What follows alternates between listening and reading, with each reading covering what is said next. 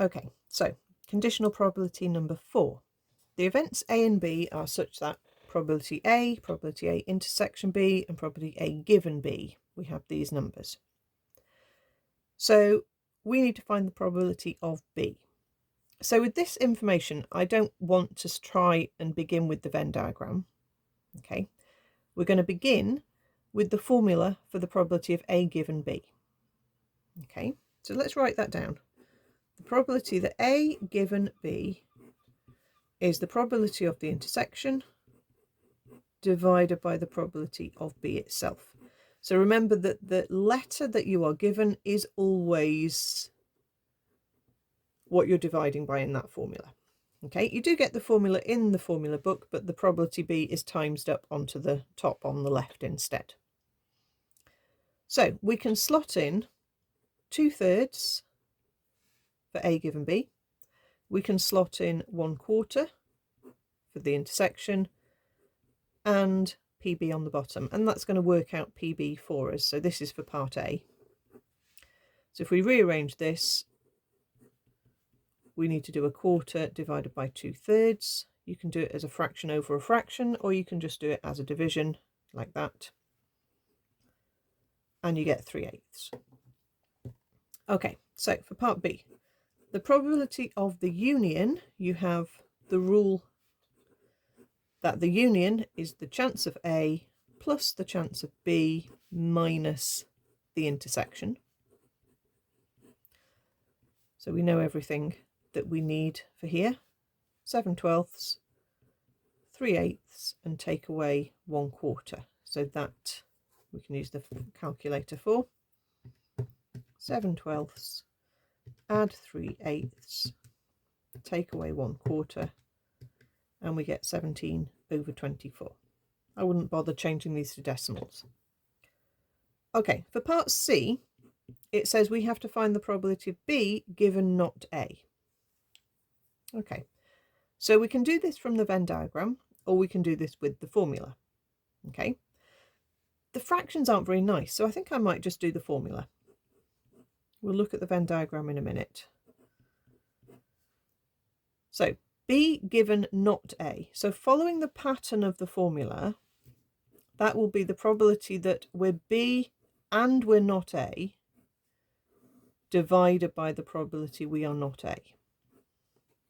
Okay, so just so you can visualize B and not A, let's just point to it on the Venn diagram. If you're in B and you're not in A, you're in this bit here.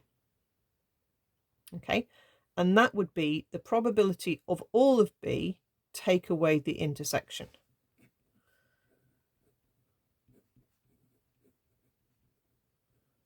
So without actually putting all the numbers in, we can do this without slotting all the numbers into the Venn diagram. I'm going to work out the chance of B, which was 3/8, take away the chance of the intersection, and that gives me 1/8.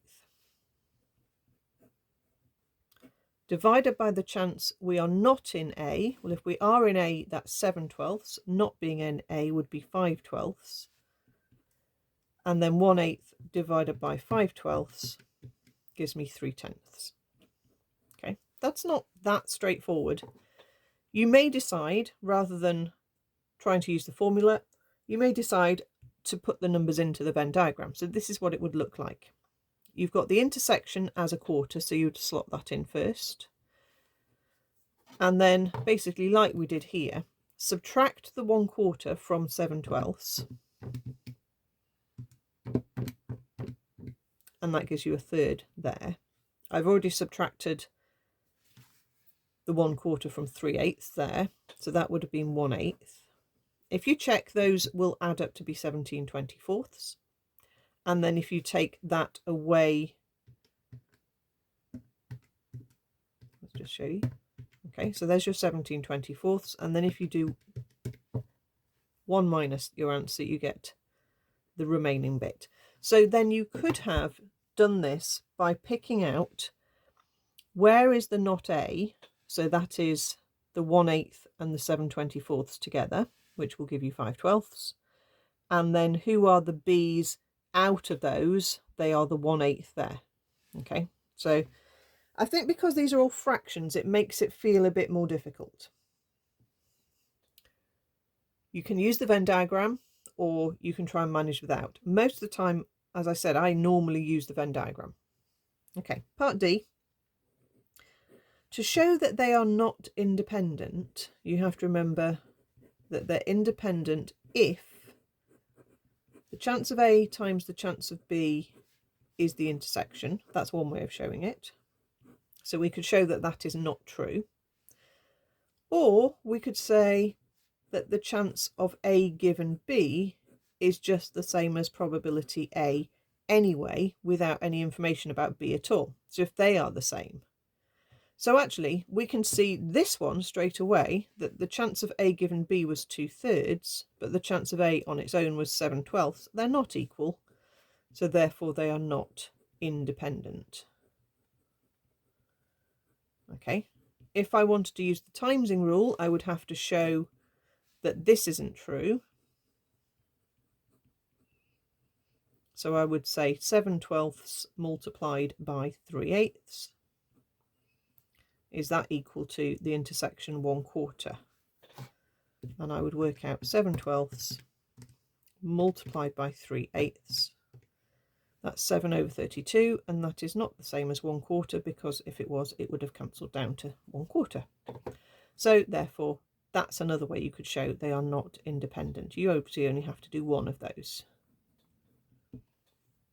Remember, if you're told that events are independent, you are allowed to use either of those two facts, but you must not use that timesing rule unless the question says they are independent.